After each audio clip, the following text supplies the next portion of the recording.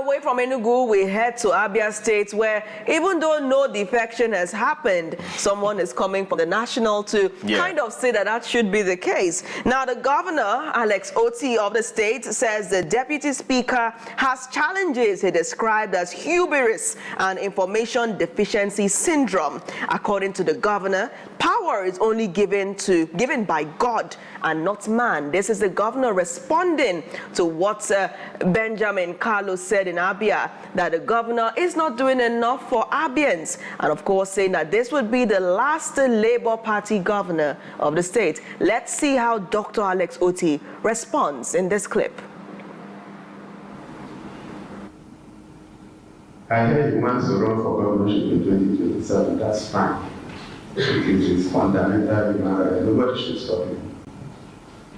And again, we must respect the law. If INEC releases the timetable and says this is the time that campaign starts, if you start campaigning before then, you put yourself in harm's way. You can even be disqualified before the election. So when you gather people and you are telling them they are going to take over the state in 2027, you are campaigning. It's not right. So I will plead with him that if he wants to run an election, he should hold his fire. Once and blows the whistle, he should go and pick up the phone and begin to campaign. It's for other people to decide who will be their governor. Okay, so it's also important that the APC is talking about, which have leadership, should know that they are being demarcated in Abia State. But I will call on our people to still hold their peace and be calm. We have managed in the last 2 years plus to keep this place peaceful. We should continue to maintain the peace. I've heard that some people around me say, "Oh, you must take over the state, they will write results." The only advice I have to them for them is that if they truly want to write results, they should write something else before that time. You know what it is? Their will. Because this is our state, nobody can intimidate us. But having said that, am I threatened? Absolutely no. Do I bother about that? Absolutely no. But I want us to maintain peace and be good. All right, and of course the governor did not stop there. As you heard him challenge the deputy speaker to go ahead and pick up the form and run for the election as soon as the time is there. He also has said that anyone who decides to write the results must first of all write their wills. He says more. Let's take a look. I think it has a few challenges. One of them is what is described as hubris. And closely related to that challenge is also what I would, for want of a better word, describe as information deficiency syndrome. You know, where you are supposed to be in a place where you have information that you don't have the real information.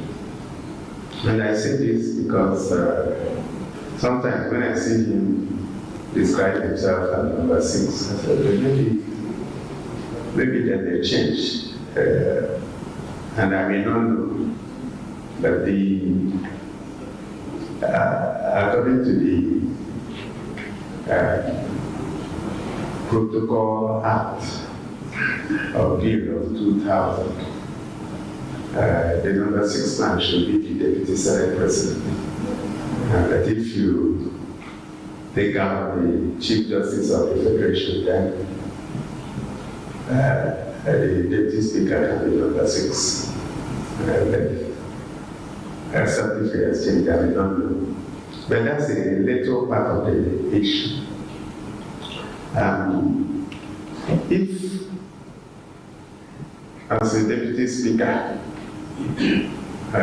you want to speak about, and I want to also thank all the people that have responded, because if you notice, the first time we did a video, and then in the year or late last year, I was taken up here, and I said I had no response.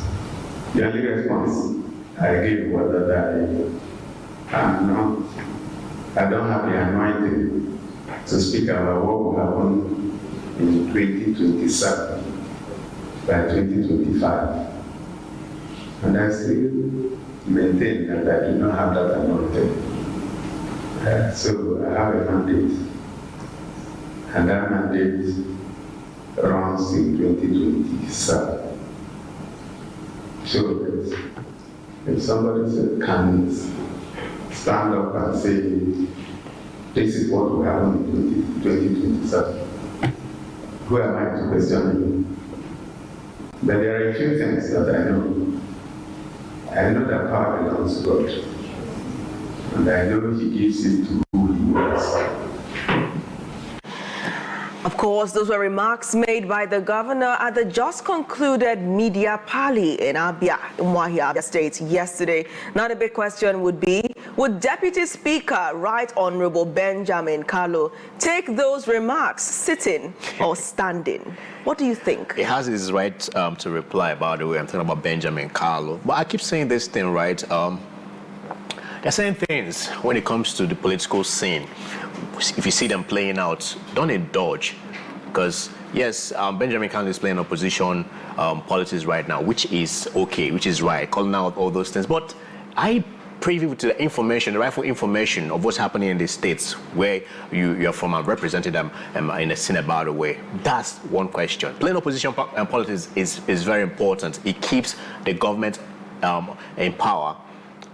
Checking them right away, you know that. But how are you doing it? How do people perceive you and perceive the government? Alex Otti is doing a whole lot for the Abia State, and they would go to war for him because they believe in his strides and everything he's been doing. It's 2 years now, by the way, and you can see the amount of development in Abia State. Right. So Benjamin Kalu doing what he does, fine and good, yeah. But the question is, if you want to play on opposition politics, do it rightfully and not just castigating. And it's great that Alex Otti is not even perturbed about anything he's saying, because if they throw out an election today between Alex Otti and Benjamin Kalu, Alex Otti is going to floor him. The same thing if I choose it back to Enugu State here. If Pitamba and Uchennaji contest an election yesterday, if Pitamba is going to win, Uchennaji was actually talking the same line, playing the opposition politics, yes, but when you're doing these things, what are the people thinking about the government in the person in government at that point in time? Are they aligning with him? Well, and this is the problem the Enugu are having at this point, because they believe in Pitamba, right? It could, maybe it wasn't that they were skeptical during the 2023 election, governorship election in Enugu State, but he came in and changed the mind of the people of Enugu. Right. They believed him already, so. Right. So I mean, it's a lot to say, and of course, if we start to talk about these reactions, like we've been doing all week since Tuesday, taking different perspectives of this wave of defection that has also hit Enugu State. So it turns out that right now the major problem, as pointed out by Igwe Ezudo III of Ugwaji Okunano Ancient Kingdom on the morning show yesterday, the major issue is that people and even our leaders appear not to even trust this electoral umpire, because if you stay, it shows this institutional deficiency that, at the end of the day, you could be doing the best, but at the very end, well, but it's a different thing. What Alex Otti said there, it's a different thing for him. If you try to write the result, you write your will. And even all the people that waiting for him to defect, that they're going to wait for a very long time because they don't do things because other people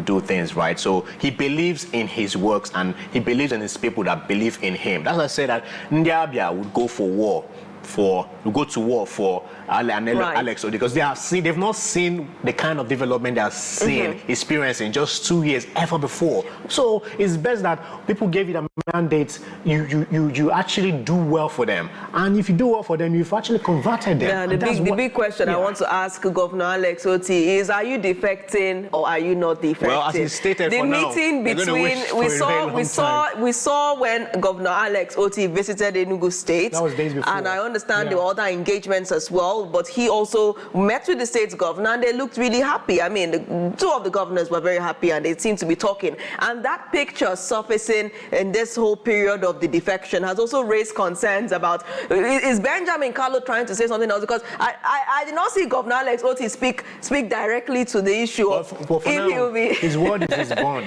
As he stated, like anybody that is waiting for him to defect is going to wait for a very long time. They don't do things because other people and he mentioned that specifically. Yes, he said that. Well, so his word is his bond for now. He also feels that maybe Benjamin Kalu is trying to go and pick up, because he has exonerated himself from this, or maybe I missed that. But yes, if Benjamin Kalu wants to run for governor of Abia State in 2027, he has received the full backing of the state's governor to go ahead and pick up a ticket as soon as the portal is open. The sky is big enough. Anybody can come through and contest. If the people believe in you, well, it's good for you. If they don't, same. He's accused the deputy speaker of being bereft of information despite his position in the House. Well, we'll leave it at that and let the two continue to speak about it. And of course, we'll be here to capture those reactions just for you.